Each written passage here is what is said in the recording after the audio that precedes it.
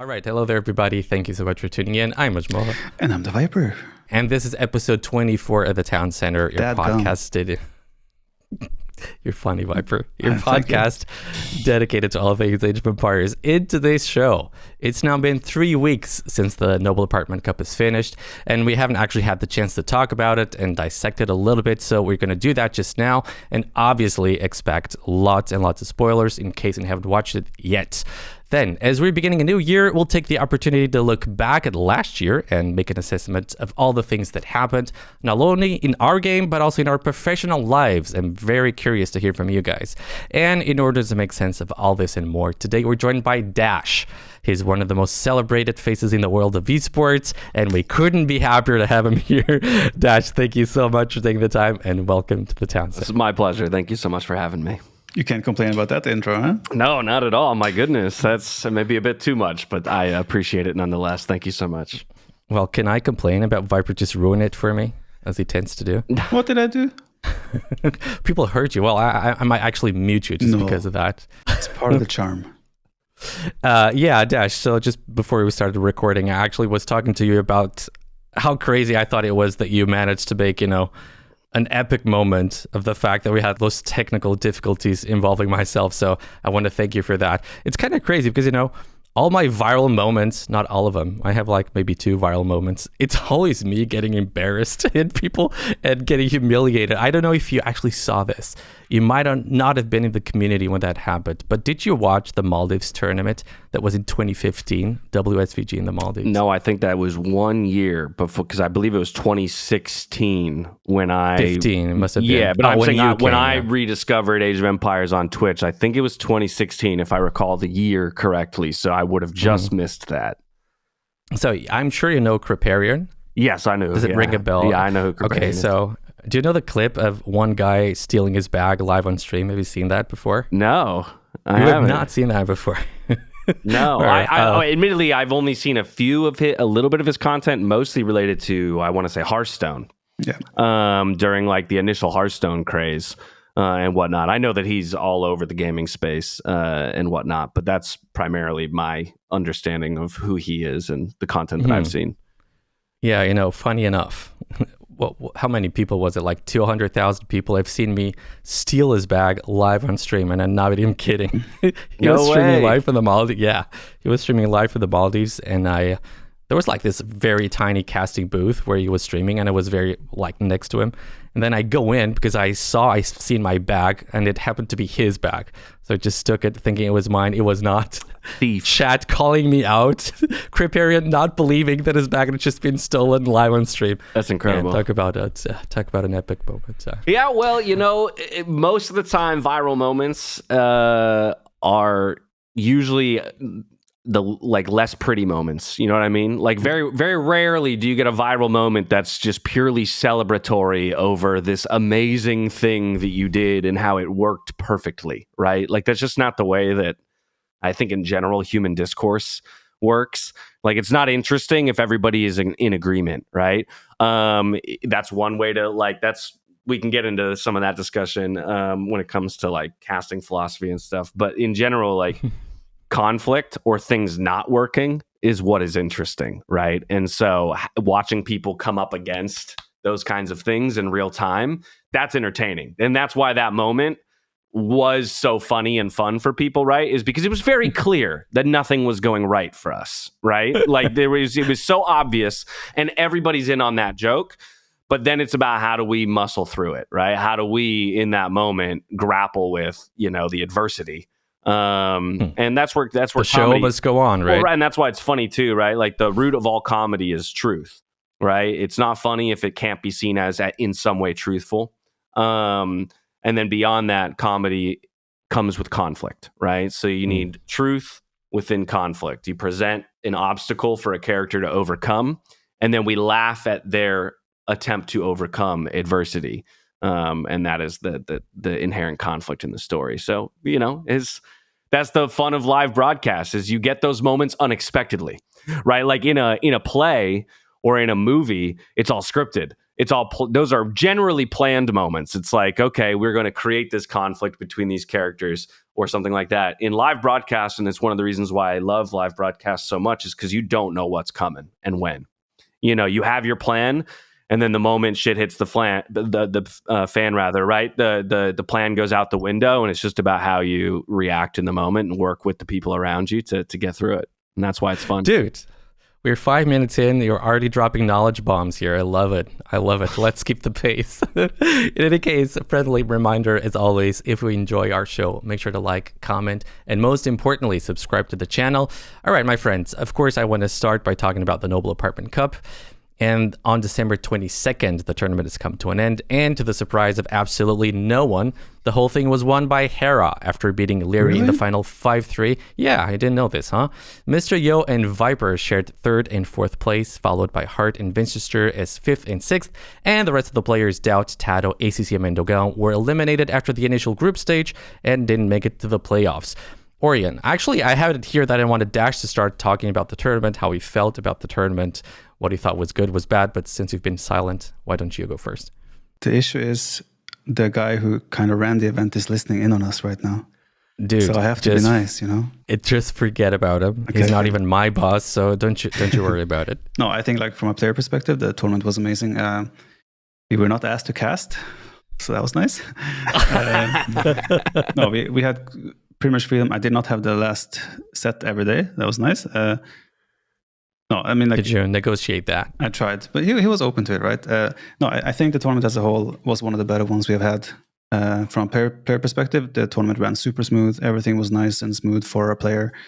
And I mean, the show online as well seemed real solid. And whenever I tuned in, I saw some ads. Like the ad stuff was also hilarious. So they did a great job on making the ads in between actually entertaining to watch as well. So no, I think massive credit to GL for picking up the NAC. I mean, like the spiritual successor of the NAC, and they did an amazing job. And I am very happy with how it all played out. Mm-hmm. I didn't hear too many negatives there. So you want to drop a few negatives? Honestly, I can't find too many negatives. I mean, there's one thing I've always been vocal about is that the timing, right before Christmas, it's not a good time for people to travel. People want to spend Christmas night with family and friends and this, not. So that was a bad thing for me. But otherwise, I personally did not have much negative. Maybe the food sometimes wasn't the best. That's okay. There was a lack of coffee at times, but that's it. When you think about our viewership, I don't think folks are going to care a whole lot about whether you like the food or not. So from that perspective, but yeah, it's still your opinion. That's cool. Dash, things you liked about the tournament, largely things you disliked. Largely agree with everything that Viper has said here. I think it was an incredibly well-run tournament. I'm happy to hear that from the player perspective, it felt so good. I think from the caster perspective, on the ground, while I can't compare this tournament to every Age of Empires tournament because I'm not involved, right? Like I've not been involved in the Red Bull events, for example. So I can't make any comparison to how those events run behind the scenes compared to how this event runs.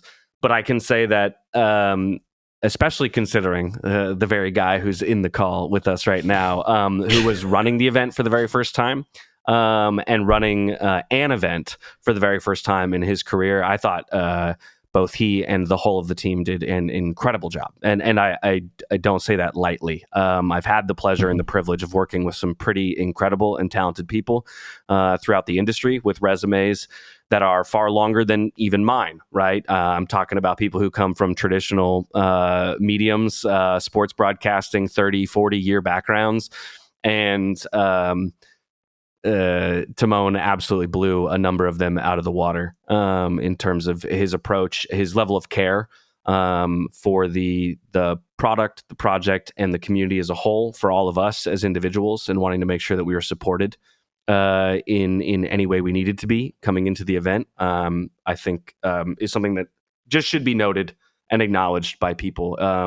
It's beyond that, I think then I'll extend that praise that goes to Timon to everybody else on the team, because similarly, again, I've worked on really big productions where you've got more than 1,000 people working to put on a single show for a single day. This is Timon as a producer, we have like a handler and then 3 production guys. It's like a 5-person, maybe a few more. I'm sure I'm leaving some people out on the GL side of things who have lent hands, but we're talking, single digits to barely scraping double digits to put on a over week-long event in a LAN setting. It's extraordinary. So I just want that to be out there first. In terms of criticisms, funnily enough, as you say, I'm sure the audience doesn't care, but food and coffee, actually, for me, would be on the list. That's my general gripe with all of Germany, though, is I don't think the food is very good out there. And then I just thrive off of coffee. And so for me, it's like I need coffee all day and all night. But the thing that the coffee thing will actually curtail into, which would be probably my one major and legitimate criticism of Age of Empires events and all esports events, really, is time in between matches and games, right? Broadcasts are too long, and the time in between games specifically is what is taking too long, right? You thought that was the case for the Noble Apartment Cup too? Because I felt like that was one of the tournaments where we had to wait the shortest. Yeah, they got better day over day. It's something that I brought up in the early, or not just me, a few of us brought up in the early days, and we did shorten our time between matches a bit. Between sets or games? Everything. Both. Okay. Both. Because the overall, like, what we can't control is game time, right? Yeah. So unless we're going to move to an Empire Wars situation, right? Like if we're just looking at the overall length of a broadcast and we want to think about the health of the scene, I'm going to jump around a bit, so pardon my tangents here. We've had a discussion recently about fatigue in the Age of Empires scene, right? The number of events that are happening. It's great to have a very full calendar, but at the same time, that can become very detrimental to a scene, right? If you have no moment to breathe, that's can cause fatigue and health issues and motivation issues for the players themselves. I'm sure Viper could speak about that more. When it's just tournament after tournament after tournament, and you have no time to rest, recover, recoup, and get reinvigorated to go compete again. By the same token, the casters will feel that, right? It's a job. Like, we all love the game, but it is a job, right? And if you have to do your job 365 days a year, with no singular break, not taking that a couple weeks to go, okay, I'm ready to go back to work or something, then that's going to get you there. And then above all, it's the fatigue factor of the fans.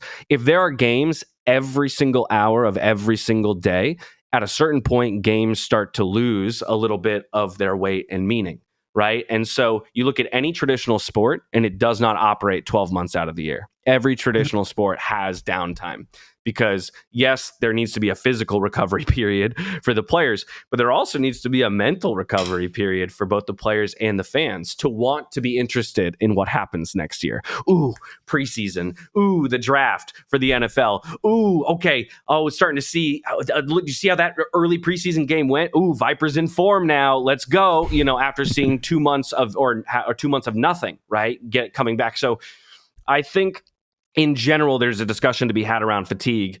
If I'm going to isolate it as a criticism to a singular event, that can still exist within an event. And it's, hey, 12-hour broadcasts. I am not going to sit there and watch a show for 12 hours, no matter how much I love it, man. I'm going to die.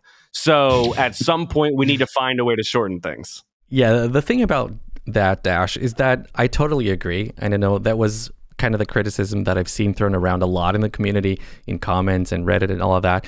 But it's a little bit of a double-edged sword as far as I'm concerned, because from the point of view of the tournament organizer, having long days is not necessarily bad. Especially in our community, you know that Microsoft makes awarding sponsorship depending on hitting certain targets. Mm-hmm. And one of those targets are watched hours. And of course, if you're going to have longer broadcasts, well, first of all, you're trying to expand the audience that could potentially be interested in your tournament, because it doesn't matter when you start a tournament, there's always going to be a time zone that can tune into the tournament. So if you're making the broadcasts longer, you're giving more people the chance to actually tune into a tournament. And just from the metric of the watched hours, that's going to be great for the tournament organizer as well, right? So I think there's a little bit of a double-edged sword here. It's a fine line, of course. Yeah. I 100% understand what you said there with the human factor.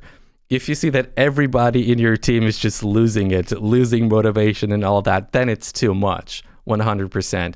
But there's this consideration that I think people need to keep in mind too. Yeah. I mean, we could get really deep into the weeds about all of this, but hours watched is not the only important metric, right? In fact, the most important metric when it comes to advertisement in the production and broadcast space, or making money typically and selling your broadcast, is not total hours watched. It's the average minute audience, right? So it's called the AMA. So it's about the average minutes that a user is watching when they come in to watch. Right? That's the metric that we actually want to track. Are people coming in for 1 minute and then leaving? Or are people coming in and on average spending 1 hour, 2 hours, 3 hours watching the broadcast? Because that's how you can ultimately sell, particularly on the side of sponsorship and advertisement space, to people, is to say, hey, on average, we have people come in for 3 hours. So if you buy ad space once per hour, let's say, right, just making up, randomness or random numbers for the point of argument, then, hey, the average person will see your ad 3 times, right? Is basically the thing that you can sell to people. As well, yes, we can increase hours watched by never turning the broadcast off, but we can also hurt all of the other metrics that matter by leaving the broadcast on for longer. Right. And so if you want to talk about having your average concurrent viewers be big, right? I know viewership's a big thing that you like to talk about much more on podcasts like this, right? Peak concurrent and average concurrent. I got the a longer your bunch of broadcast numbers. goes, the worse that's going to get if you go into bad hours or you go into long delays, people start tuning out and you start wrecking all of these other important metrics for you. So yeah, there's absolutely a balance, somewhere along this line, there's an amount of hours that a production team wants to hit, that Microsoft wants to hit, but we also have to balance that against, again, all the other things, like convincing a player that actually their time isn't worth spending here, and then they never tune in again, right? And so for me, the place where we can clean the most of that up is in between games. And this just comes from a lot of firsthand experience in the LCS. We used to have in between times for games averaging anywhere from like 18 to 20 minutes. Over time, they tried to push that down to like 12 to 15. So as an average of time spent between games, 18 to 20, now down to 12 to 15, keeping in mind that there's like a commercial break in there. So there's like end game, high fives, whatever, maybe a post-game interview, then a quick analyst desk, and then a 3-minute commercial, and then boom, we're back in game, right? And that's going to keep people engaged and on the screen versus clicking away in today's social media attention span, day and age, where as soon as you go to the analyst desk and you see the talking heads, you're like, I'm going to go find something else to go look at. So anyway, again, it's levying one small criticism at the event if I have to pick something, and it's just something that I think applies to almost all broadcasting out there. It's not an Age of Empires specific thing. I think one of the reasons why it's felt more in the Age of Empires scene, though, is because the games themselves have such a fluctuation in time, right? True. So you can go through a 2-hour marathon game and stuff, and like, yes, and I also acknowledge players need breaks. Taking a 3-minute break is totally fine, but if a 3-minute break turns into a 10-minute break, kind of a thing, now all of a sudden the broadcast is 15 hours long. And I'm sorry, we're just not capturing people for 15 hours. Like that shouldn't be the goal either. Like I'm not saying that we should create a broadcast that's so entertaining for 15. No. Like there's a reason why media has even shifted more to the lesser attention spans, than it was in the olden days. And so we have to stay hip with that, hip with the times, y'all. Well, one question: how did you feel about the costumes, dressing up? I appreciated it as a so funny story there. Everything they got for us didn't fit, apparently. Oh, really? Like, so they had, so too muscular. Are you too muscular? Yeah, that was the issue. I came and just, they're like, holy shit, you've been hitting the gym. No, so I don't want to give away too much, but like, unfortunately, as this was happening in Europe and we were all getting flown in, there wasn't like time to have a fitting, right? And have somebody go and tailor clothes to fit us. So we all just had to send our sizes and kind of hope for the best. Naturally, number one, in the fashion industry, sizes don't match between brands. And then number two, especially when you go from like the US to Europe and you're giving sizes and then them trying to go, okay, well, if he's a US 16 and a half in the neck, what is that, for you? So like nothing fit, unfortunately, when we arrived. So I will say I am very impressed with what was scraped together within 24 hours from land. Like I wasn't a part of any of it. I just heard it once I arrived. But like to find out that none of the clothes fit, they went to a costume shop and got just a boatload of clothes, and we made it work. So again, fucking kudos to the team. I love that kind of stuff. That's why I like working on events that are sometimes smaller, because you do have these like scrappier teams that are just, everyone's there to make it work. It's not my job, but I'll do it. You know, it's not my job to do the wardrobe, but the wardrobe's not working. So you know what? We're going to go figure it out. And like I think it was Dave and T West, like went to a costume shop and just got the clothes for all of us. And it worked. Now, so what I'll say generally about it is I liked the approach. I liked the theme, especially in quote unquote co-opting NAC or becoming the spiritual successor, as the Viper said. I think it was important to like pay homage to it, if we're going to take the acronym, in calling it NAC, holding it in the same space, but still making it feel somewhat different, right? Giving it a different look, a different feel to some degree. I think that was achieved in two primary ways. Number one, the theme and the dress. Number two, changing the layout of the space, right? We had the couches in a different area. We had the casters in a different area. For some of the viewers, that might not have been as obvious out the gate, but it was very obvious to us who were there and had been there multiple years in a row. And I think it just changed the overall feel of the tournament in a good way, just to make it feel distinctly different. Would I do it again? No. So I think it was a good idea. I would never do it again because I do not think it fits the vibe of the Age of Empires 2 community. I think as well, there was a small amount of conflict for some people in seeing the way that we were dressed, at least on the cast, and then not seeing that reflected all the way through the event. And it's one of those things where it's like, you almost have to commit to I don't want the players to have to wear suits. That's not the argument I'm making. That's ridiculous, right? Players should wear what they're comfortable in, what they feel gives them their best competitive edge. Thank you. Yeah, exactly. But I do, for example, like you would cut to the couches in like T90 or myself, sitting there, t-shirt and sweatpants, eating food, and then showing up on the cast later and being in the suit, and then being back on the couch, not wearing it. So I think just in general, it's like, you kind of either have to go all the way or not at all. I think it was the right decision to make for the purposes of creating a new event with a bit of a new identity. I think I would move forward with it being something different, though, because I don't think, and you've even seen like League of Legends has moved away from like the heavy suits and formal wear stuff. It's just not very esports. And it's also, I think it's even more so, it's not Age of Empires. I think when it's exaggerated is a little bit different. I actually have a slight disagreement there, because I think this sort of thing, when you have like this shtick, people dressing up, in exaggerated ways, because it was clearly exaggerated. Nobody dresses like this anymore, right? So I think this helps people remember the tournament. I think in like 5-6 years time, nobody is probably going to remember any of the games.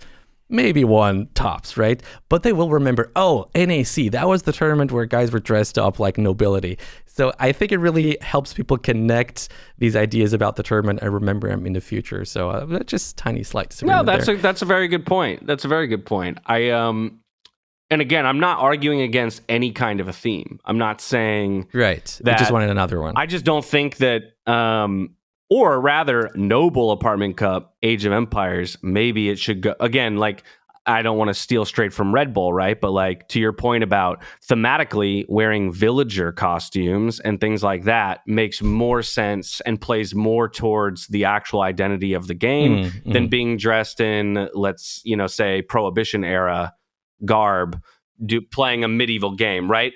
And so, and then again, the thing that you need to remember is that, and I can speak to this quite specifically, just it changes the way that people approach the event. What you wear changes the way you feel, right? If you go put on a 3-piece suit, if you were to go put on a 3-piece suit, then come back down, sit down and continue this podcast, you would act different. Whether you want to acknowledge that you were or not, you would be acting different. And as would I, right? I'm wearing a sweatshirt and sweatpants right now.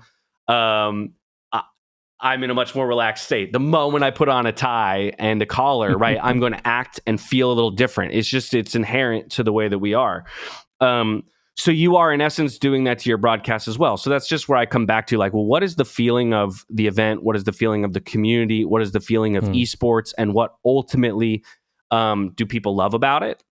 And I don't think it's the formality of it, if that makes sense, right? I don't think that anybody's pull towards esports is the formality of it. And if anything, again, I'll cite League of Legends as like a proof case of that, like they've moved away from the formality of it because they in some ways realized that, like, yeah, what are we doing? Our audience is, 17 to 35-year-olds, to younger audiences. who just don't, and they're not sitting down in a suit to play this video game. So why are we talking about this video game in a suit?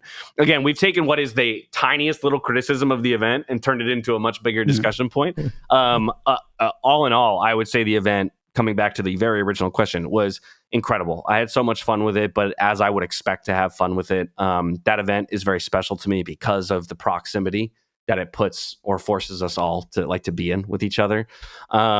I love to pick the brains of the players. I'm so happy, for example, that people like Vinchester were back. I met him at my first NAC.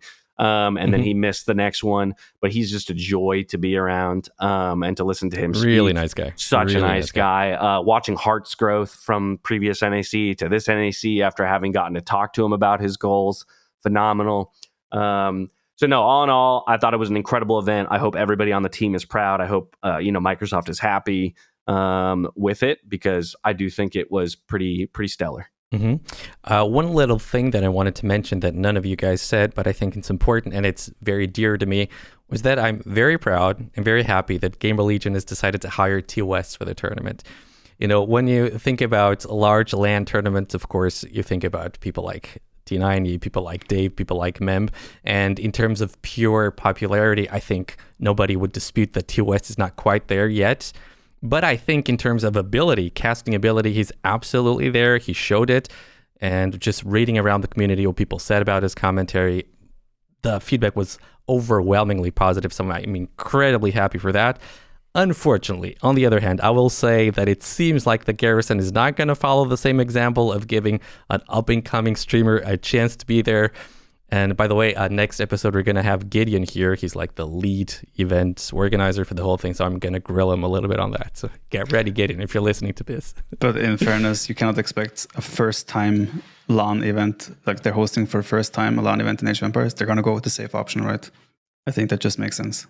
Yeah, so we've discussed this with T90 in the episode. You weren't here, Viper. You were still, I wanted to say breastfeeding your baby. You weren't breastfeeding, you were taking care of your baby. I was not. Yeah, so I think I understand that, but I think mixing it up does it.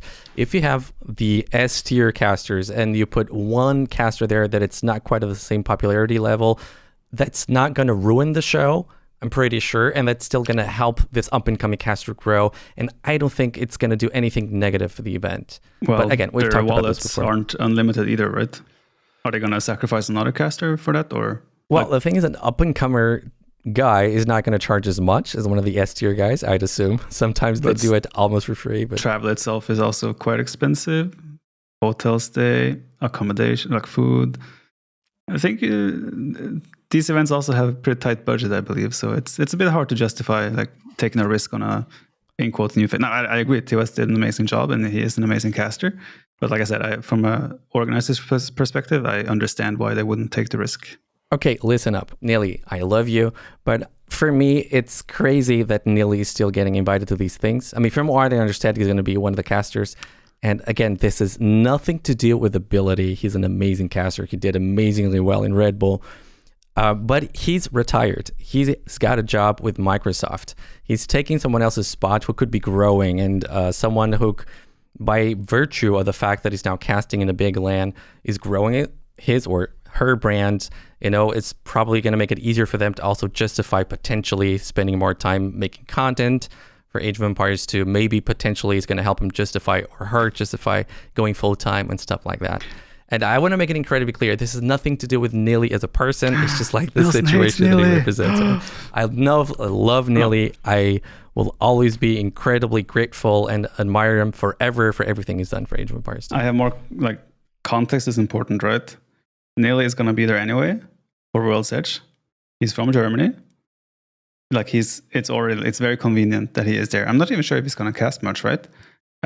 If you wanted to bring that argument, I think Jordan is a better example, right? Jordan has been out of the scene for a while. Jordan would be the other case for sure. And he is being invited as an analyst. Again, Jordan's ability as an analyst, hard to find someone that better than that, right? But it's obviously a justification that like people that are in the scene and still pushing the scene should be rewarded for doing that, right? And Jordan is not contributing to pull the ship anymore, if that makes sense.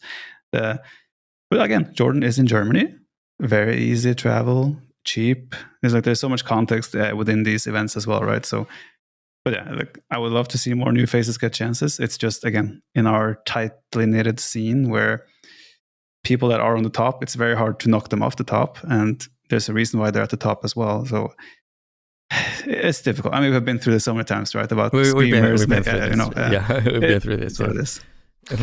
Yeah, this is tough. I'm even still trying to figure out or form my own opinion on this as I'm listening to you guys speak. Because I can think of a couple notable differences, for example, between like the League of Legends space and this, which makes it a bit murkier, I think, in the Age of Empires space. Chief among those reasons being in League of Legends, for example, the decision maker for who will be casting is the same body for every event and for the whole year, at least for the events that matter, right? Like you could have amateur events, but if we're talking on the professional level, right? Each region has their stakeholder, right? So the North American stakeholder, production team is deciding these are the, casters that will be on different, on these games throughout this year. We'll go this far in the playoffs, blah, blah, blah.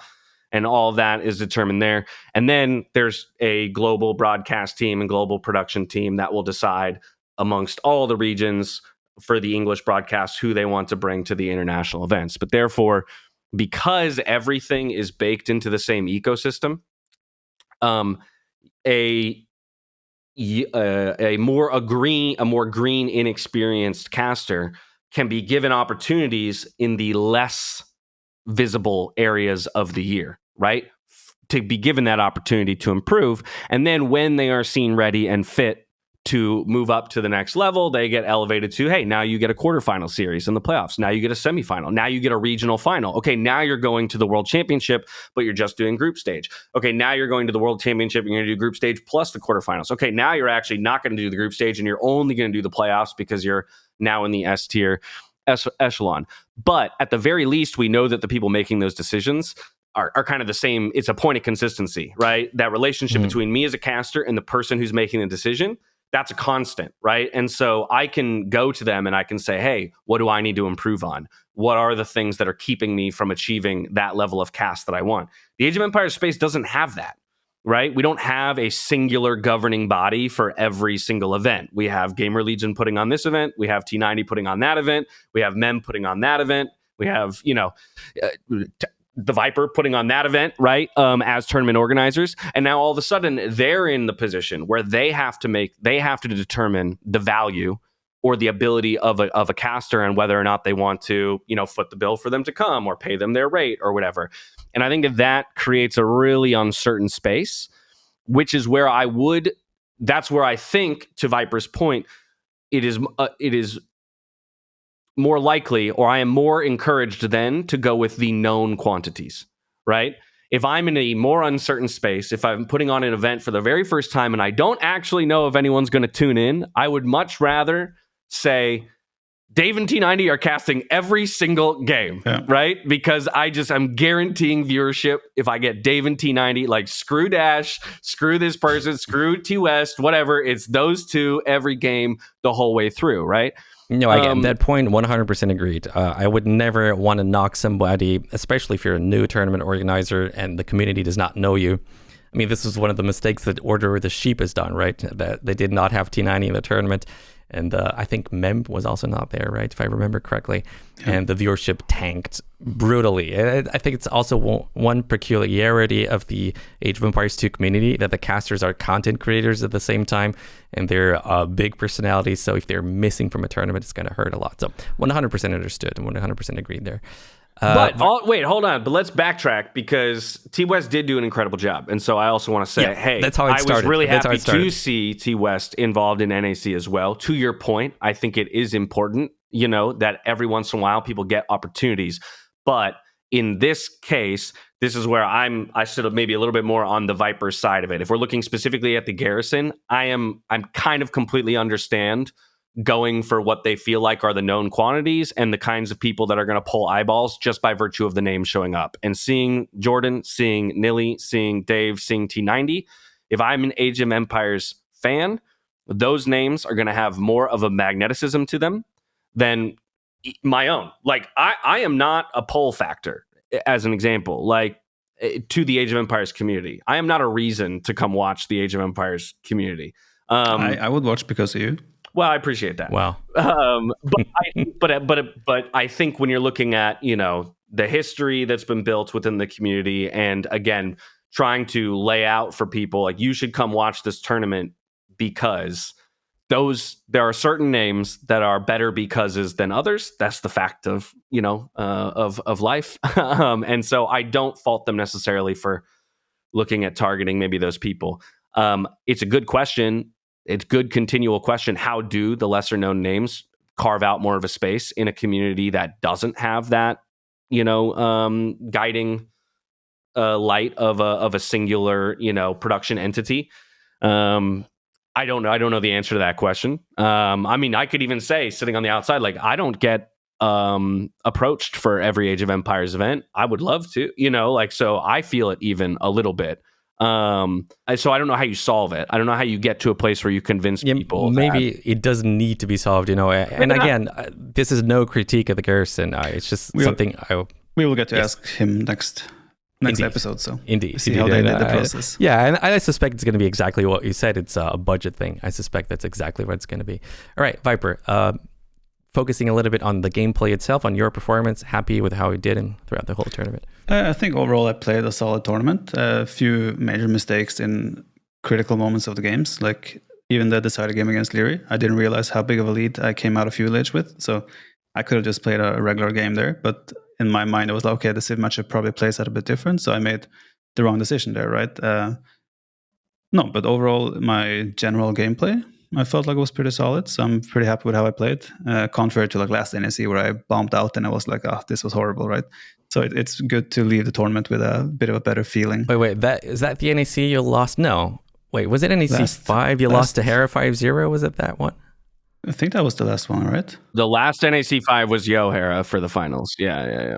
No, so yeah, overall solid. A few decision-making errors that I think kept me from going at least to the final.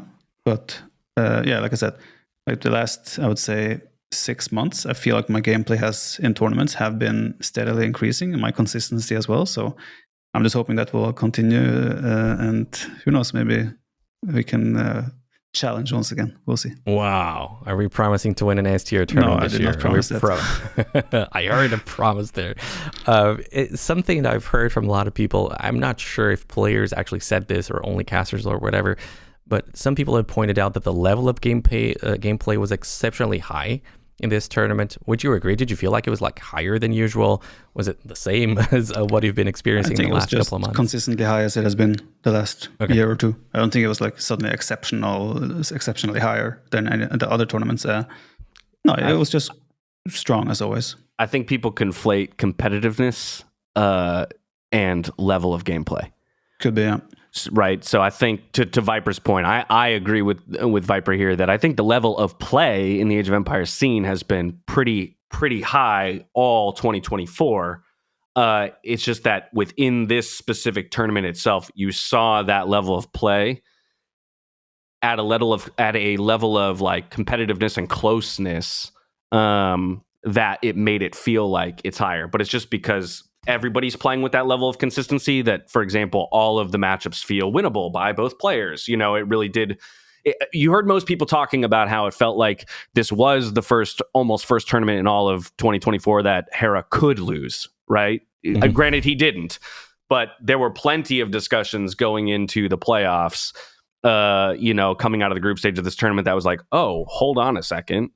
This might not be a sure thing like it's felt like it's been for a while. And so whether or not that means the level of play overall went up or just, right, the disparity of play between the players, like the gap closed, right? So it feels more competitive. But I think it's just that Hera has been super consistently delivering at the highest level, right? And I think a couple of us was able to match a little bit that consistency through sets. So I think that's why it came off as more like Hera didn't sweep everyone, right? Which he has done a couple of times lately. So, you know what I also think might have played a role here, if it's actually true that the level of gameplay was exceptionally high, is probably like the cumulative effect of having so many tournaments close together from a time frame perspective. So you have like Red Bull, a lot of people trained really, really hard for Red Bull. Then you have Wandering Warriors Cup. Shortly after that, you have another LAN tournament.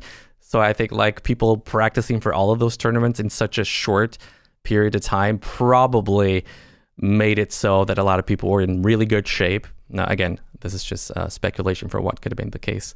Could be, but I mean, like when you play a lot, consistency follows that, right? So and you definitely could argue the LAN point, just the idea that there have been more LANs over the last few years, which gives players more opportunity to become comfortable in those settings, which I think is very relevant. More so relevant for some players than others, but you get to that place of like both playing in a LAN setting, which has its own unfamiliarity, but then also just playing in a different space, at a different desk, in a different room, with different lighting, at a different time than you're used to. And then as a competitor, as the years go on, you start to get used to that, and it doesn't feel so foreign. Maybe it produces more competitive games. But all right, so James, would also like you to talk about your performance as a caster. You were there basically as a caster and as a host, and I remember this story very well. So I think this must have been right before the first NAC that you've participated in, NAC 4. You were casting a couple of qualifiers with Nilly, and right after you were finished, I messaged you, hey, James, that was awesome. Well done, bro. And you were like, I fumbled these words over there. I didn't peek where I was supposed to peek. I didn't like how I analyzed that part. I don't know. I'm just making up excuses here. But what I'm trying to say here is that you strike me as someone who's very much self-critical, perpetually unhappy person. Yeah, sure, I got you. Which does not surprise me one bit, because in order to be at the top of your craft, as you undoubtedly are, these are the kinds of things that you need to do, right? You need to constantly be analyzing yourself, constantly trying to improve. So, having said all of that, how did you feel about your performance as a caster mainly? Yeah, well, I think that distinction you made at the very end is very important. Not to say I don't have more to learn as a host. I got plenty more to learn as a host. But the very fact that I'm casting in Age of Empires most of the time, I know I did some hosting this time around, I still really approach that role of a caster from a place of trying to learn and gobble up as much information as I can. So how do I feel about how I did? I mean, not great. Like we said, I am forever critical or hypercritical about my performance. This isn't to say that I think then objectively my performance was bad, but if the question is how happy was I with it, or how do I reflect on it, I'm never happy with how I did. And it could be everything ranging from the technical, to your point about like, fumbling words, right? And I'll cite. Okay, sorry. Let me interrupt you, because from a purely technical point, I cannot imagine anyone having more ability and better ability than you do.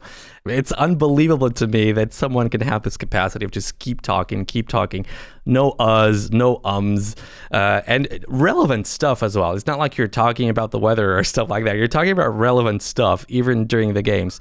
Yeah. So this ability, it's something that I'll admire in you and a lot of your colleagues forever. So from that perspective, in my opinion, you did excellent, at least from that one very technical perspective. God, well, I appreciate that. But yeah, I would argue even if I did good, right? Good is not best, right? And I always strive for best. So yeah, I mean, I think if I look at it from a technical perspective, I definitely warmed into it. It was interesting. I hadn't been on camera for quite some time going into this event. Like 2024 was not a year where I spent much time in a professional setting on camera, right? I was doing plenty of streaming, But I think in maybe some ways, I noticed some bad habits that had begun to creep up as a result of being in this environment more, where I'm in my own home and in my own bedroom on camera for people. And while maybe some bad habits came from that, I think also some good came out of it too, right? Maybe getting a little bit more comfortable in my own skin and not feeling like I have to be as presenty as often. So definitely some good could come of it as well. But day one, I felt the rust for sure. The early couple days, I felt the rust more in my mechanics, right? Just remembering how to cast, like how to talk with a partner, right? How to have a co-caster, how to hand off, and then and honestly, a lot of technical stuff. As much as I know the game of Age of Empires, and it is my most watched, game. When all of a sudden you're in the moment and you have to talk about every unit, right, and call things out, or remember that technology name, or remember what that civ icon is, or whatever, and it's just like those things start to escape you and leave you. That's it. Those kinds of technical things are the things that I will always kind of try and take note of for myself to think about in the future. Come a little bit more prepared next time around. And like crutch words, right? Crutch words, crutch phrases, things that you start repeating. Again, that's something that I can promise you, nobody gives a shit about that. Only we do. Only we care about that. Repeating words, nobody notices that. Nobody gives a shit until all of a sudden they do, right? Because then you look over in Twitch chat and you'll see. I'm trying to think of Twitch chat doesn't time matter. and time again. I don't even know if that's my crutch. I don't know how often I've used that as a crutch, but it's a crutch that people use all the time, especially in esports. Time and time again. Time and time again. Yeah. And then you just look over in Twitch and you see people just typing time and time again, time and time. But they're not complaining. That's actually not complaining. But they're noticing. And this is why this is why it matters. If they're paying attention to the words I'm using, they're not paying attention to the action on the screen, right? If they're paying attention and it's occurring to them so much that they're motivated to go over to Twitch chat and write time and time again, then I have failed in my job as the caster in focusing their attention on where it needs to be and celebrating the action on the screen.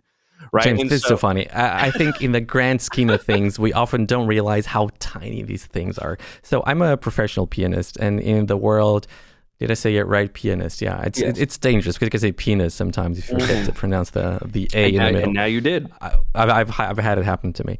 In any case, so I'm a professional pianist, and in the world of classical music, the level of competition between people is crazy, and the types of things that you're supposed to be able to do are unbelievably difficult.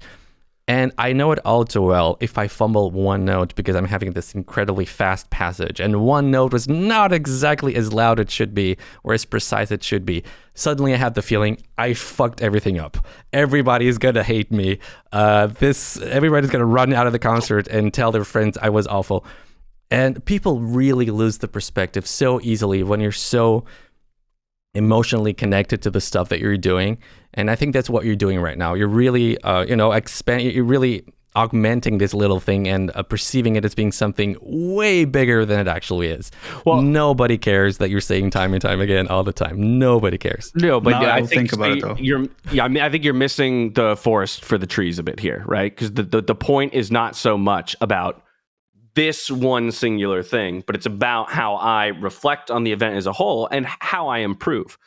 I understand why you do all of those things. You want to improve. You want to keep improving. You're self-critical, 100% understood. But I think it's important for your own mental health to put it in perspective. How bad is it actually? It's not bad at all, even if it's there. Sure. Okay. Let me be very clear. I have a very healthy ego. Don't worry about my ego. Right. For anybody in chat who may have been worried about my ego or in the comments, don't worry. I think I'm great at what I do. But this is my point, is I think that people who are great at what they do approach things with a critical mind. Right. Absolutely. And I can use your analogy. I can use my own example, or I can use Viper as an example. I'm sure he'll agree. But you can come away from that performance having missed a note or hit the wrong note somewhere. You're not going to sit in your complacency of, but it seems like nobody noticed, so maybe I just won't try. I won't bother hitting the right note next time, right? No, you're still going to reflect on it and say, let's do better, right? On the other hand, that note should never cause me to lose sleep over having missed it. No, not something like that. Absolutely not. It shouldn't cause you to lose sleep. And trust me, like I said, I've not lost sleep. But if you're going to ask me how I reflect on the event, I never come away from an event happy with how I did, because I think that leads to complacency. And when you're at or near the top of a field, your ego has to be, I think, one of your biggest motivators, right?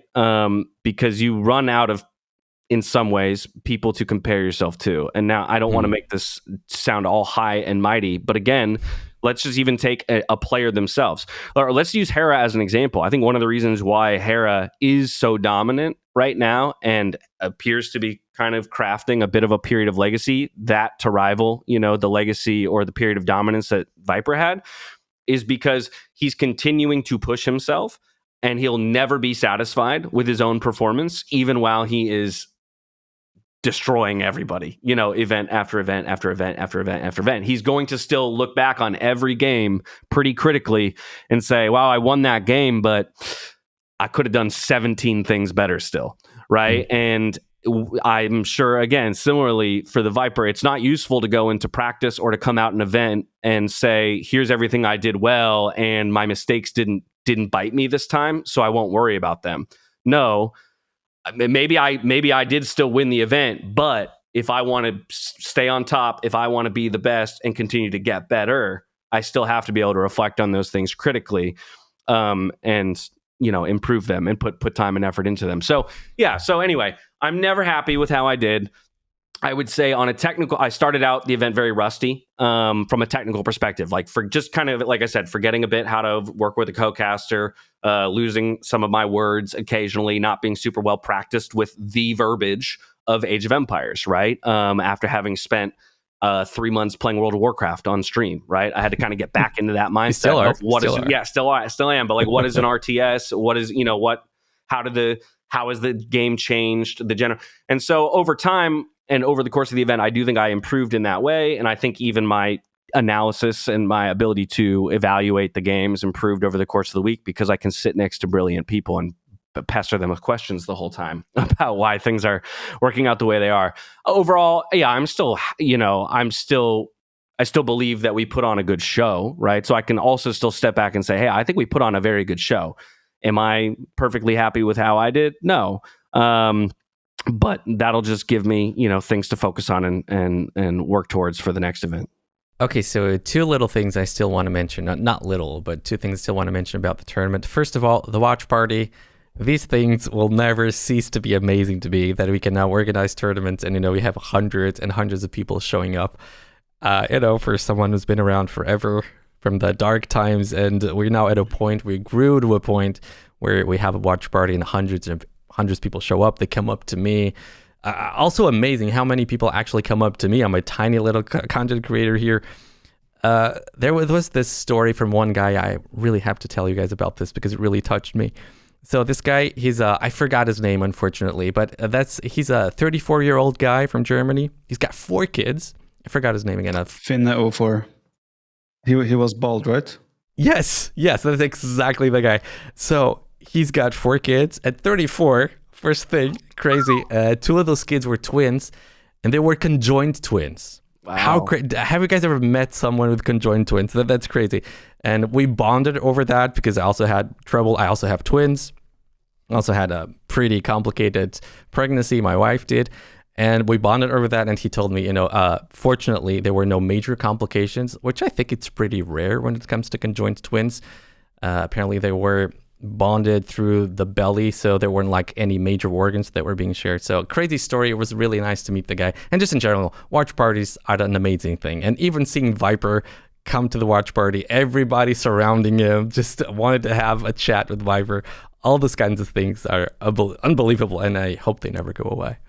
I agree with that. I mean, like, that's one of the joys of LAN events. We've had almost a watch party or meet and greet at every LAN event now for I can't remember how long, like except during COVID times, right? So those are some of the highlights of me for going to those, because you just get to meet so many new people, familiar, like you even recognize people that were like at the first NAC meet and greet, and like, damn, you're still around, right? And sorry, and yeah, and it's just crazy, like how many, like every time there's like 100 new faces every time. So people always want to come and check out the events and meet us again and say hi, and we just sit here and we play Age of Empires, right? Or talk about Age of Empires. Right, and these guys come here and travel and spend tons of money just to see us and have a chat with us. and to be part of the community as well. There's so many people that meet here and become friends, and I'm sure they bond and have friendships that last as well when they meet at these meet and greets and watch parties. So yeah, I can just second you. I hope they never go away, because they are truly some of the best moments of Age of Empires. Couldn't agree more.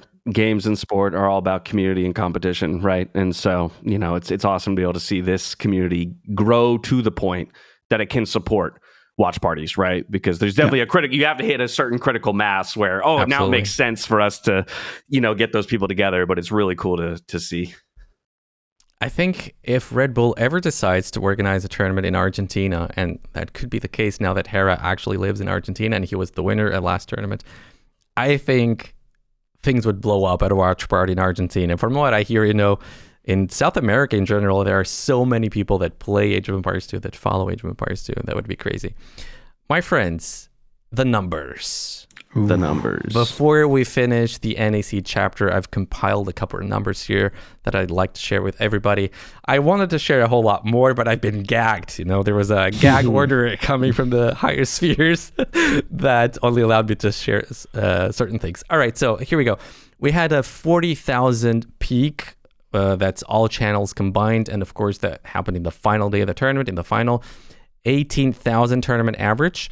And just to put things into context here, if you consider all the S-tier 1v1 tournaments in 2024, that puts NAC last, but not by much. So NAC 40,000, as just said. Warlords 3 had 45,000 viewers peak, NAC 5 50,000, and then you have Hidden Cup and Red Bull. It's a big jump from these two. Hidden Cup 73,000 and Red Bull 85,000, which we've talked about this before, all-time record for Age of Empires 2. One important caveat here. All these tournament organizers I just mentioned, they all get $100,000 from Microsoft to organize tournaments per fiscal year. Gamer Legion, I believe, only got $50,000. So I say this because I imagine that the goals that Microsoft sets for a tournament organizer that gets $100,000 from them are not the same as the tournament organizer that only gets $50,000. Again, I'm just speculating here, but that would be my guess. Neely said in one of those videos, the what the fuck happened in December. I shouldn't say fuck, but there you go. Yeah. I've already said it like 3 times. So. All right, I'm going to beep it out. I might beep it out. He said that the viewership numbers are very solid. His words. But I did message him and asked him, so, hey, Neely, is that Microsoft's official stance? And he said, no. This is private citizen Neely's opinion. So we cannot say that Microsoft is happy with the numbers. Then we don't know yet if the sponsors were happy with the viewership either. We know that there's going to be meetings at any point now. They're going to discuss that with Gamer Legion. We do know that sponsors were incredibly happy with the ads that you guys just talked about. They thought they were funny. They thought they were creative. So there's that also. And in conclusion, I've been allowed to say that Gamer Legion is very happy with the tournament, how the tournament played out. And of course, I'm pretty sure they were not happy about everything, but in general, they were happy with how things ran. And this is not an announcement of an announcement, but word on the blog is that another LAN tournament for 2025 is not totally off the table. Cool. And very that's, cool that's all that I can share about the tournament. I was just gonna say all I would say is I hope that Gamer Legion's happy, and really that all parties are happy. I think they should be. For new tournament organizer coming into the space on a essentially fresh channel to put up numbers like that, I think is incredible, and is a great baseline from which they can build. So everybody should be excited about Gamer Legion's investment into the Age of Empires scene. I think that is very important to consider that it is on the Gamer Legion channel, which is active 3 times a year, right? It doesn't have a big following. And yeah, obviously, if it was hosted by T90 or Neely or Red Bull, the viewership would be higher. There's no question about that. But considering the fact that it's on a fresh channel, essentially fresh, I think the viewership also was pretty solid. One thing that makes me very proud, because most of my work with Gamer Legion is working on the YouTube channel. On YouTube, if you look at the VOD numbers, they are very surprisingly good, I would say, for Gamer Legion's YouTube channel. So if you look at like the VOD, the total views on the VODs from the final of Warlords 3, they had 50,000 viewers on the video, on the VOD. NAC had 87,000, and they're still getting views, so they're on the way to 90,000. So we're not last there. That makes me very proud. And that's not to, that's not to say anything about all the other tournaments, of course. Then NAC 5 was kind of close. NAC 5, last tournament that Nearly did, 115,000. So again, very proud, very happy that our channel was sort of close, sort of in the same ballpark, I want to say.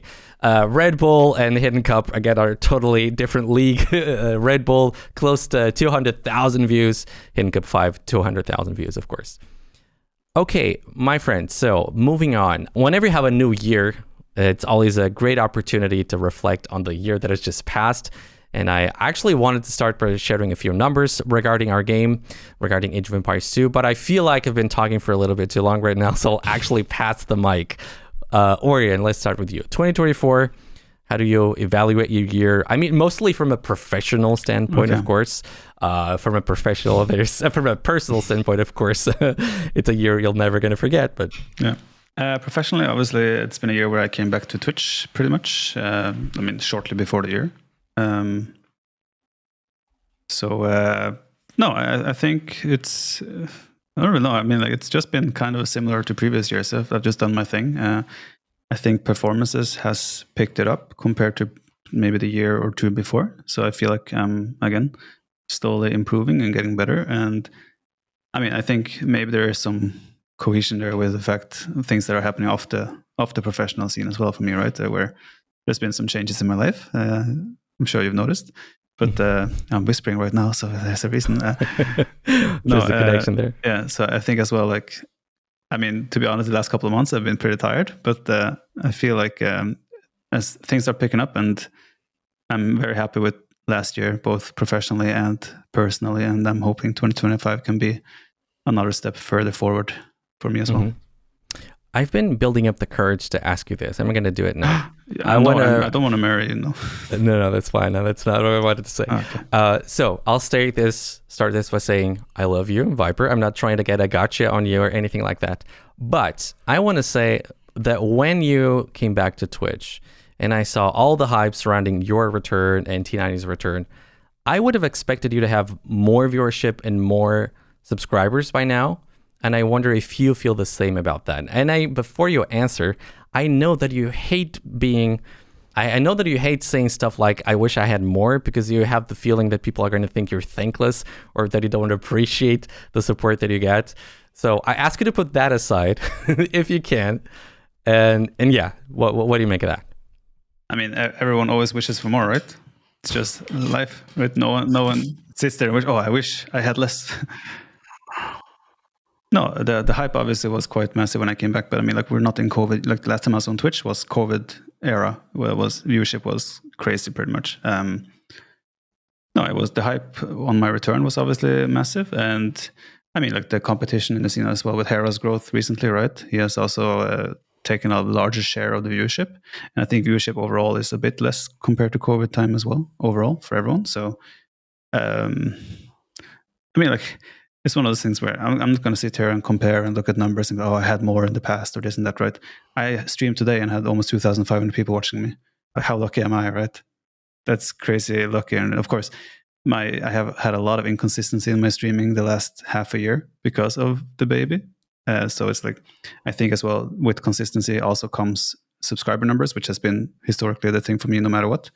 So for me, it's all about consistency. And like I said, I cannot sit and complain on my position. I'm in a very fortunate spot, and until the day I cannot make a living or continue to do this professionally, I'll be forever grateful, and that's not going to change whether I have 2,500 viewers or 1,000 viewers or 500. As long as I can make a living and continue doing what I love, I'll be thankful forever.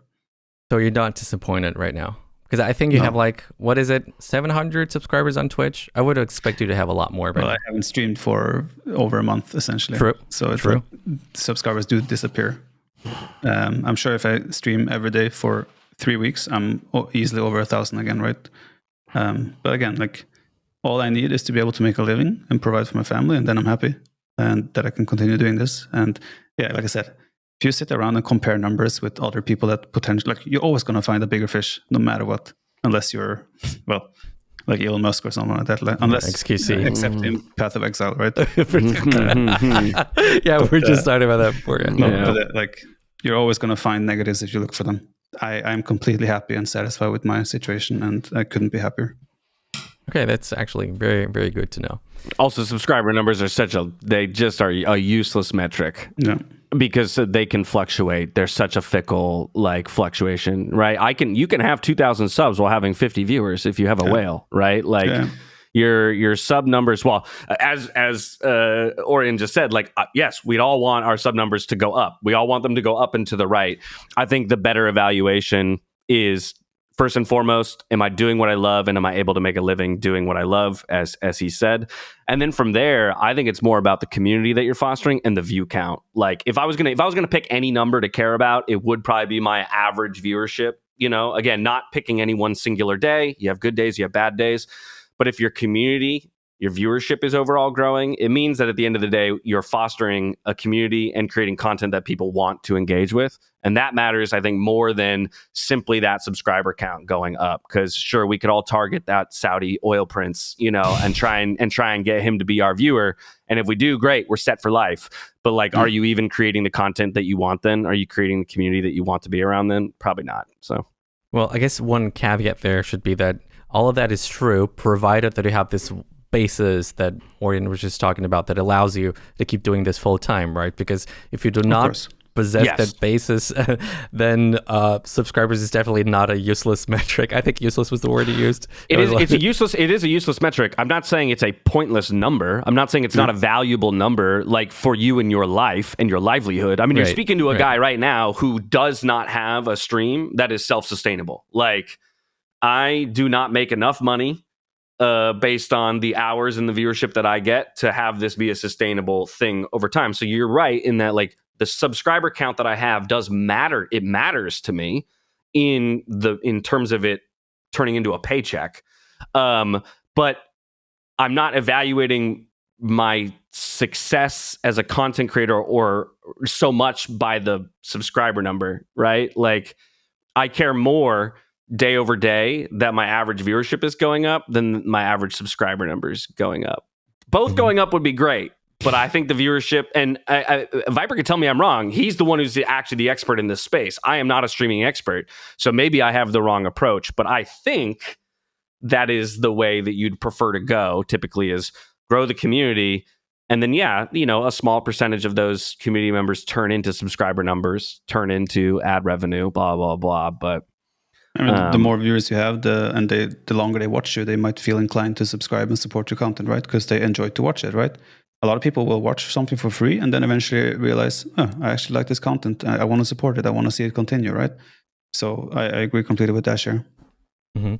Okay, actually, you can just go on, Dash, and keep talking, because next I wanted to know about you.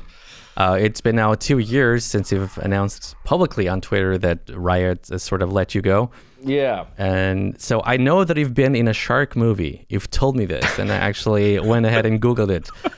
Shark Warning 2024 credits. Yeah. I was James Dash Patterson. I was in a terrible shark movie. I highly recommend you, if you want a good laugh. If you want a good laugh with your friends. Wait, what's that? Did you just say it was a terrible movie? Yeah, it's terrible. It's a shark movie. All shark movies are pretty much terrible, outside of maybe Jaws. Say that? I think I could say that. I don't think anybody is kidding themselves who was a part of that film that we were making something great. Like, but that doesn't mean it's not fun. That doesn't mean that it's not entertaining or enjoyable in some way, shape, or form. Again, just don't go in expecting you're going to see some kind of award-winning, cinema.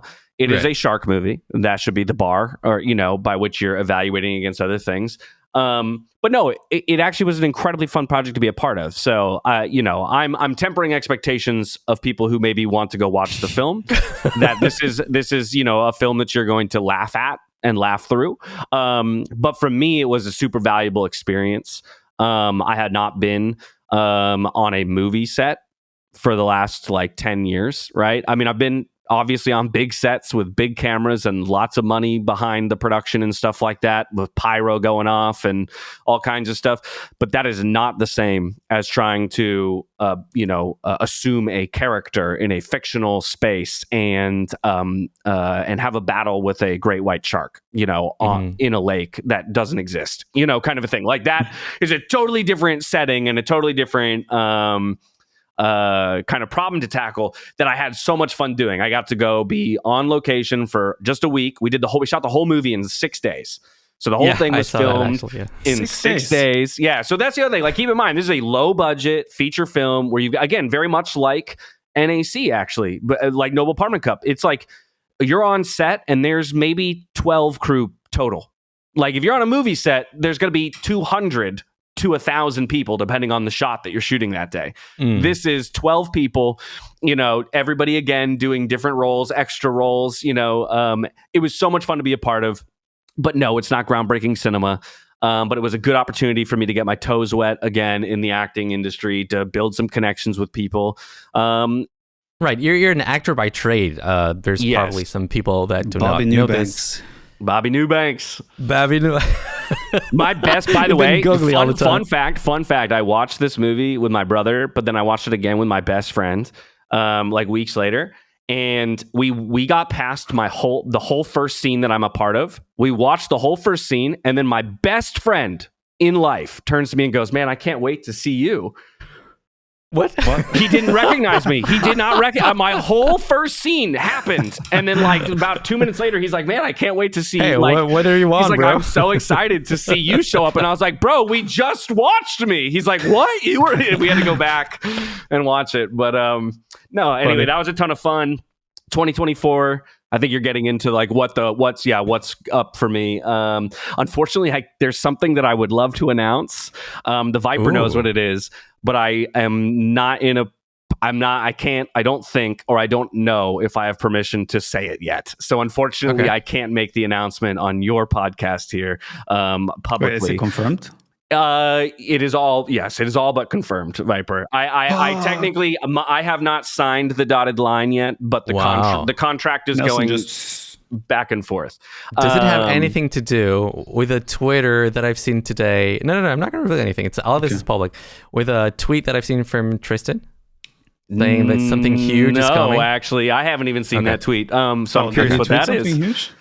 Something huge. Ooh, interesting. No. This would be something else, but hopefully y'all, like, within this week, I'll have put my signature on the thing and I'll be able to let people know what it is. I think, it's very exciting for me. It's something that's a little new and different. It's leveraging some of my old skills with maybe a new space. Let's just say that I think is very exciting, and that I think a number of Age of Empires players, and I know for a fact a number of Age of Empires pro players will enjoy and appreciate. And that's about all the hints that I'll drop. But honestly, maybe by the time this releases, I'll put a tweet out. I can't wait to stop the recording so that I guys tell me everything. I can't wait. Yeah, I mean, I'll be streaming. So basically, I'll be streaming a bunch. Hopefully, this thing I announce will be exciting for people. Sorry, that's 2025 though. I'm talking 2024. The year 2024 was an interesting year. I think it was a healthy year for me. Moving down to San Diego was very important. I think giving myself some physical separation from my previous life was necessary in creating a bit cleaner of a break. I won't dance around it. It's been kind of continually difficult to exist in a space where I'm known for a thing that I don't do anymore. And where the majority of people's interactions with me is directly related to, like, wondering if I'll ever go back, or when will you go back to the LCS, or would you go back to the LCS, or how do we get you back to the LCS? And we're, as you said, 2 years past that point now, and it's kind of like, I need that to really be behind me. I think for the sake of my own, like, personal growth. So I think the move to San Diego was a really smart move. In that it just created a little bit more physical separation from the place that I was. Being closer to family has been nice. Of course, now it's about figuring out how to make my, make ends meet, right? Like, obviously, you can't have no job forever. So streaming has been something that I've been investing a lot of time into. And hopefully that will continue to pay off going forward. But I've enjoyed kind of interacting with my community, and then getting to be a part of events like the couple Age of Empires events that I've been a part of. But definitely now starting to feel a little restless. Like, I'd say the end of 2024 was a beginning to feel a lot of restlessness of, like, okay, now I got to get moving. Now I got to start doing stuff. So that's where I would say, looking into 2025, I'm excited to really start doing stuff a bit more. All right, excited to hear about that too. Hell yeah. Okay, so then before we move on, I have just some numbers here, some stats about our game that really make it hard for me not to be incredibly optimistic about where we are right now as the community. So we had 2 DLCs. This is nothing special. This was not the first year that we had DLCs, 2 DLCs in the same year. That was the Victors and Vanquished and Chronicles Battle for Grace. 2 single-player DLCs. 2 single-player DLCs. Yeah, I'd be surprised if the next one is not multiplayer. Then for the first time ever, we had 3 LAN tournaments in a calendar year. That was the first time ever at Reinado NAC 5 NAC. We had the highest viewership peak ever. We also talked about that. And I just found out about this. What about this, guys? So, like Steam charts, you can look Steam charts. It can look like the monthly averages, how many people are playing on average each month. Mm-hmm. And then if you average every single month in a year, you get like a year average. I believe the math checks out here. If not, somebody is going to correct me on that. Check this out. Check this out.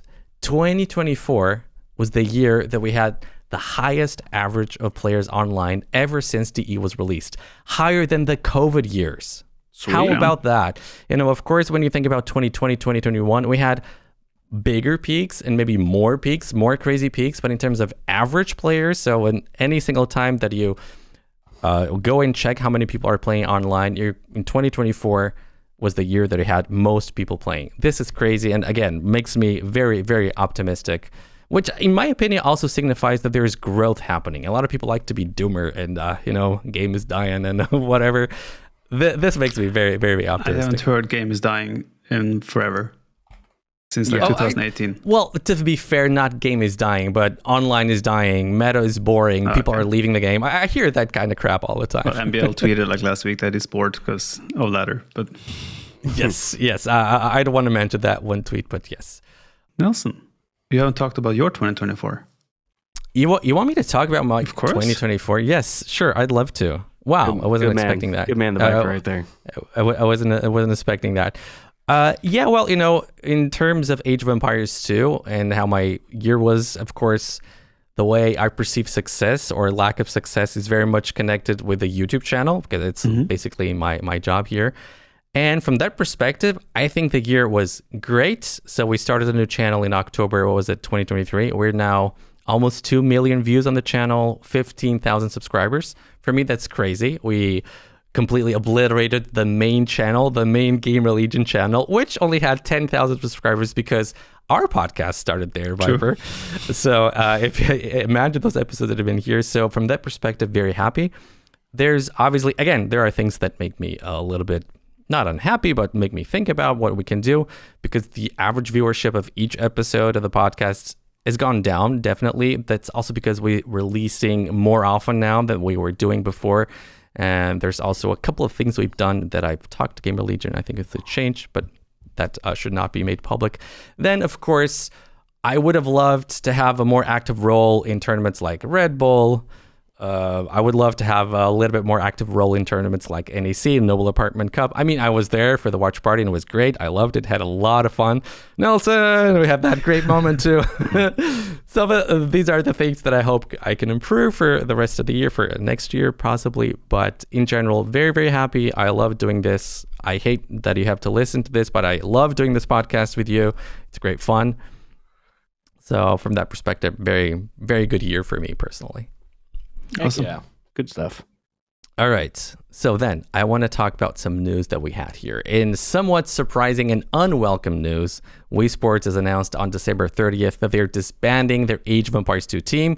Again, this got a lot of people by surprise, I think, myself included, especially because the team was so new and they announced their presence in the community. I think it was on May 20th. There also was like a little bit of confusion because WeSports said that they're releasing their team, but then Hart said he was leaving the team. So it's like in a relationship, you never know who actually broke up first. But not that it matters. I just think it's not a very good look if you see how the whole situation played out. I talked a little bit with Hart, and he didn't want to reveal too much because he doesn't want to be very negative towards the team that he has been a part of. But he did allow me to quote this, that the reason the whole thing broke up is because WeSports wasn't able to fulfill their part of the contract. I think people can sort of read a little bit between the lines what that could mean. And again, that's all I'm allowed to say. But I think, again, we've talked a little bit about this before. I think the whole thing was obviously a little bit mismanaged, in my opinion, just because it's really hard to imagine how Leary and Hart could have had a better year in terms of results. And if that wasn't enough to keep the whole thing afloat, that tells me that the project, didn't really have much ground to support itself from the very beginning, right? Orion? I don't really know what the intentions of WeSport were, right? Or what were they hoping to gain from it, right? Both Hart and Leary qualified for Red Bull. They're both qualified for NAC. Those were kind of the two main things.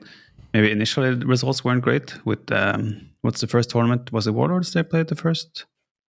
I don't know, but either way, they both delivered and did probably more than they had to do for WeSports to be happy with their performances. So I'm not sure what WeSports were thinking or planning or what expectations they had.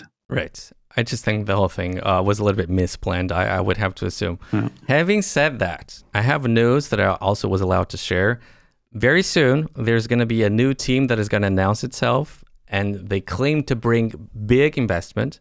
Apparently, several players are going to be signed, and I hear that the whole thing is going to be playing out next week, so look up for an announcement next week. So then, moving on, the Garrison, and again, next episode, we're going to have Gideon here, so I don't want to reveal too much about the Garrison, just sort of reporting on what happened. The tournament is going to take place from the 13th until the March 16th. The qualifiers that finished like 2 weeks ago, and qualified for the tournament, we have Tato, Mr. Yo, Hart, and Kingston, and they will be joining the invited players ACCM, Viper, Leary, and Hera for a total of 8 players. Kingston, pretty crazy for me here, Viper. Last time I remember hearing about him was during Red Bull. No. What was it? 6 Legacy, I believe 5. That was? It was 5th one. 5th one. Okay. Yeah. What do you make of that? Or was it 6? Maybe it was 6th one. Maybe you're right. I think it was 5. I think you're right. I think it was 5. No, it was Legacy. It was Legacy. 6. So 6. Right. 6.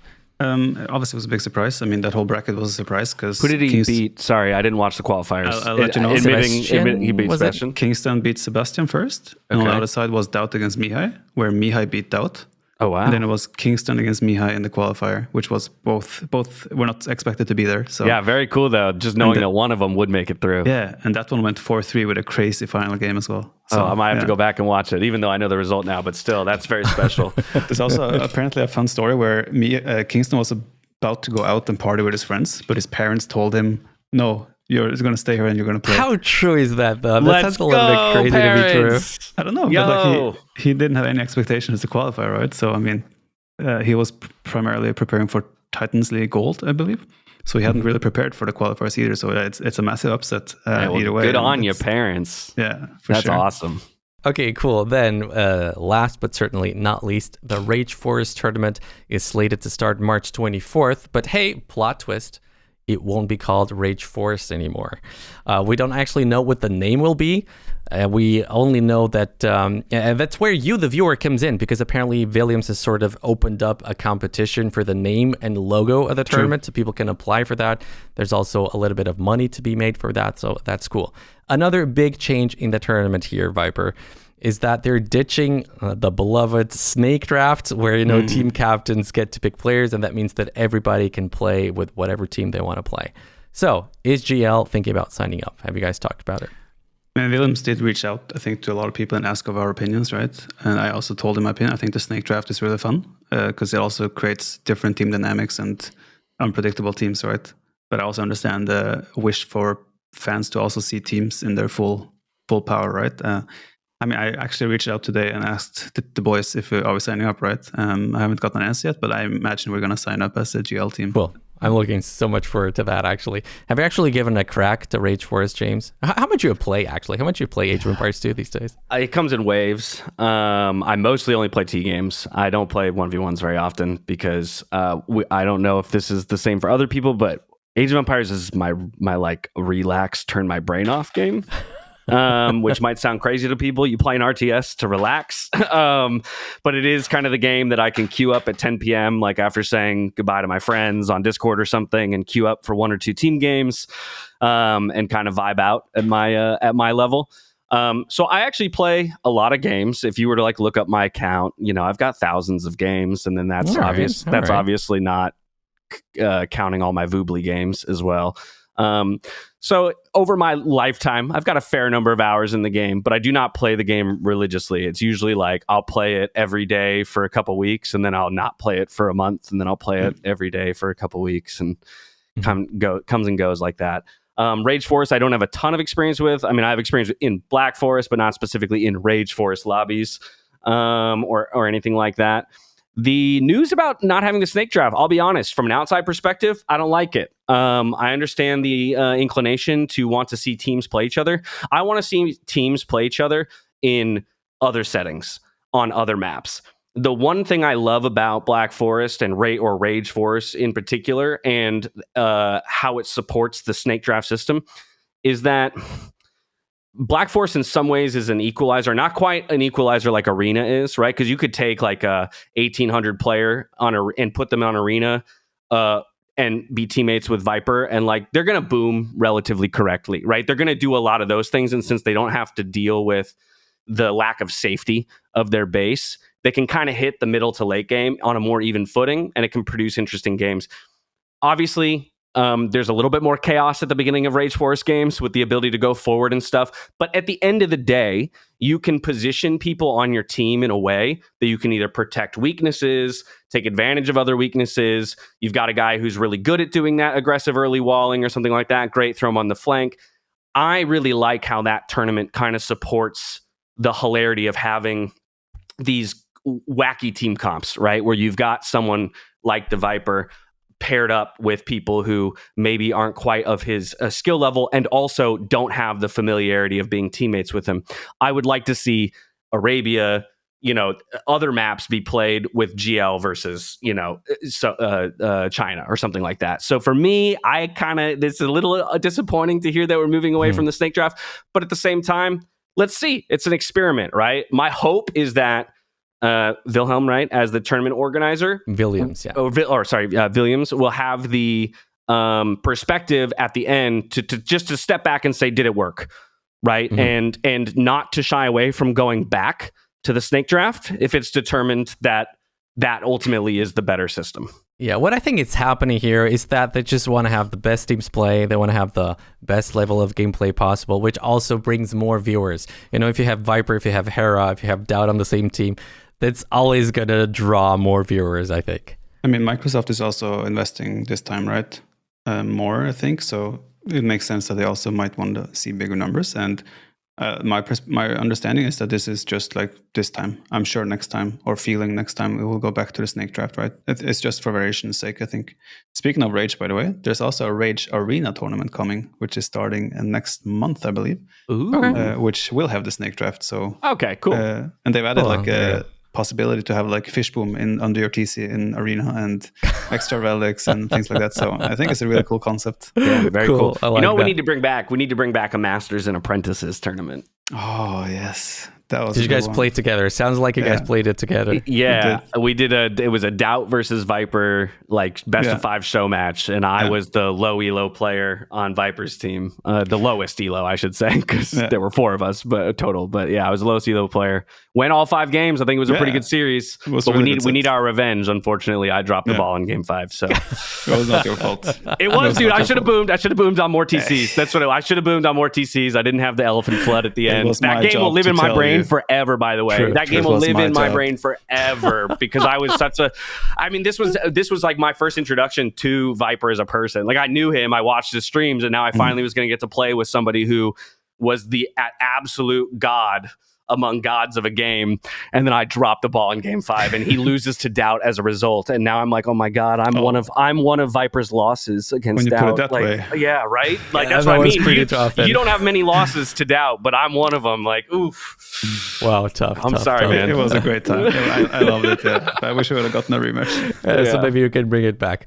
All right, James, listen up. This was so much fun, man. I thank you so much time. So much for taking the time to be here. Always fun with you. If you guys enjoyed the video, you know what you have to do. Comment, like, subscribe, all of those things. Thank you so much for tuning in, and till next time. Peace out. Much love, y'all.